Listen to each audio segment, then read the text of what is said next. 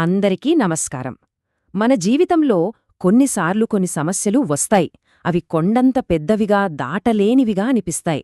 కాని వాటిని కూడా అధిగమించడానికి ఒక శక్తివంతమైన సాధనం ఉందని తెలిస్తే అవును, ఈరోజు మనం దాని గురించే లోతుగా విశ్లేషించబోతున్నాం. మన ఈ విశ్లేషణ ఒక సింపుల్ కాని చాలా శక్తివంతమైన ఉదాహరణతో మొదలవుతుంది. ఇప్పుడు చూడండి, పెద్ద పెద్ద మ్రానులాంటి చెట్లను కొట్టాలంటే మనకేం కావాలి? పదునైన గొడ్డలి కదా. అలాగే జీవితంలో ఎదురయ్యే అతిపెద్ద అడ్డంకులను పడగొట్టడానికి కూడా మనకు ఒక ప్రత్యేకమైన చాలా పదునైన ఆయుధం అవసరం. సరే, మరి ఆ ఆయుధమేంటి, దాన్ని ఎలా వాడాలి, ఇది అర్థం చేసుకోవడానికి మనం ఒక 6 దశల ప్రయాణం చేద్దాం. ముందుగా అసలు సమస్య ఏంటో చూద్దాం. ఆ తర్వాత ఈ ప్రత్యేకమైన సాధనం గురించి, దాన్ని చరిత్రలో ఎలా వాడారో కొన్ని ఉదాహరణలతో సహా తెలుసుకుందాం. సరే, మరి మొదటి అడుగు వేద్దాం. జీవితంలో ఎదురయ్యే ఆ భారీ వృక్షాలు, ఆ ఛేదించలేని గోడలు అంటే ఏంటి? అంటే కొన్నిసార్లు మనకు అసాధ్యం అనిపించే సవాళ్లు ఎదురవుతాయి కదా, వాటి గురించే ఇప్పుడు మనం మాట్లాడుకుందాం. మరి ఈ కొండంత సమస్యలకు పరిష్కారమేంటి? ఇక్కడే అసలు విషయముంది. ఈ విశ్లేషణలో చెప్పిన ప్రధాన సిద్ధాంతమేంటంటే స్తుతి. అవును, స్తుతి అనేది కేవలం ఒక మామూలు చర్య కాదు. కష్టాలను అధిగమించడానికి అదొక పదునైన గొడ్డలిలాంటి ఒక శక్తివంతమైన ఆయుధం. అయితే ఇక్కడ స్తుతి అంటే ఏంటి? పూజ చేయడమా? పాటలు పాడడమా? ఇది చాలా ఆసక్తికరమైన విషయం. ఎందుకంటే మనం రోజూ వాడే కృతజ్ఞత అనే పదానికి, ఇక్కడ చెప్పిన స్తుతికి చాలా చాలా ముఖ్యమైన తేడా ఉందని మూల సమాచారం చెబుతోంది. ఈ తేడాను అర్థం చేసుకోవటం చాలా ముఖ్యం. చూడండి, కృతజ్ఞత అంటే ఏంటి? ఏదైనా మంచి జరిగిన తర్వాత మనం దేవుడికి థాంక్స్ చెప్తాం. అదొక రియాక్షన్. కానీ స్తుతి అలా కాదు. అదొక వాగ్దానాన్ని నమ్మి అదింకా జరగక ముందే విజయం మనదే అని ప్రకటించడం లాంటిది. సో ఒకటి జరగాక వచ్చే ప్రతిస్పందనైతే, మరొకటి జరగబోయేదానికోసం వాడే ఆయుధం. అంటే ఇంకా సింపుల్గా చెప్పాలంటే, ఈ స్తుతి అనే కాన్సెప్ట్ ఎలా పనిచేస్తుందంటే, ఒక వాగ్దానం మనకు ఇవ్వబడింది అంటే అది ఇప్పటికే నెరవేరిపోయింది అన్నంత బలమైన నమ్మకంతో ప్రవర్తించడం, ఆ నమ్మకంతోనే ముందుకు వెళ్లడం. సరే, థియరీ బాగానే ఉంది, కాని నిజ జీవితంలో ఇది పని చేస్తుందా అనే ప్రశ్న వస్తుంది కదా.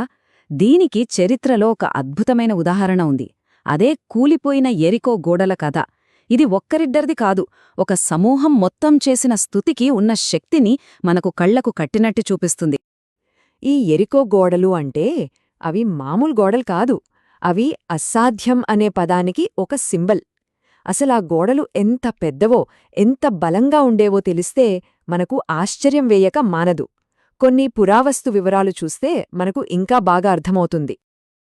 ఆలోచించండి, ఆ గోడలు దాదాపు 30 అడుగుల ఎత్తు ఉండేవి. అంటే మన కాలంలో ఒక 3 అంతస్తుల బిల్డింగ్ ఎంత ఎత్తు ఉంటుందో అంత.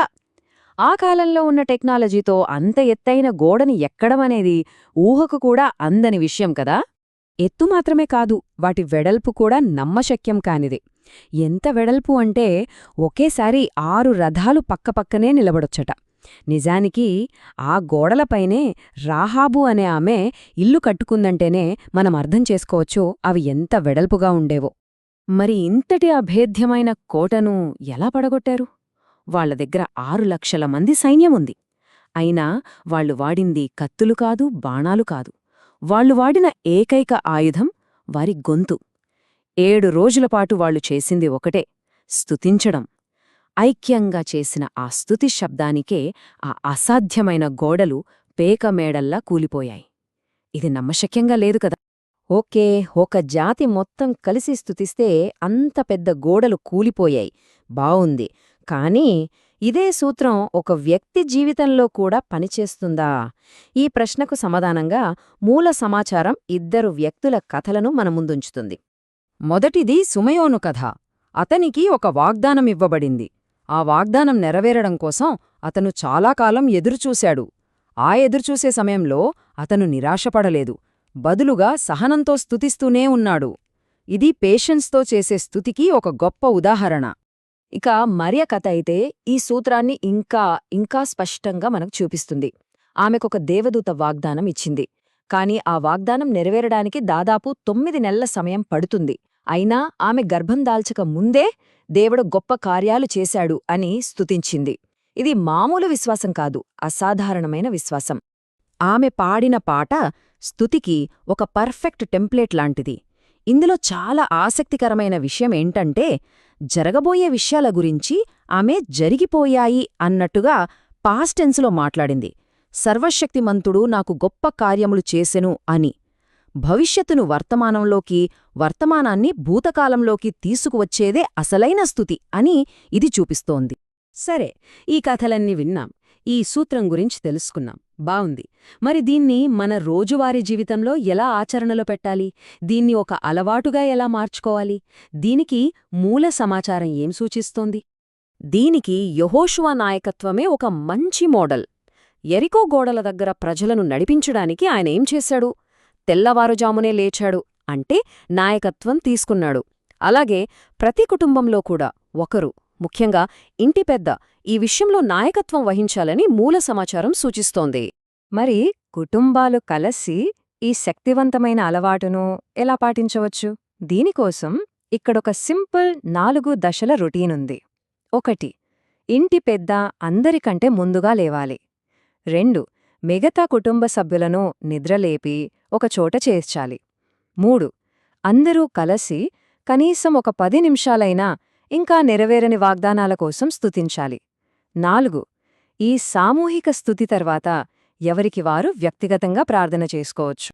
ఇప్పటివరకు మనం చూసిన విషయాలన్నీ కలిపి చూస్తే మనకొక చివరి అత్యంత ముఖ్యమైన సారాంశం అర్థమవుతుంది. అసలు ఈ స్తుతి యొక్క అంతిమ లక్ష్యం ఏంటి?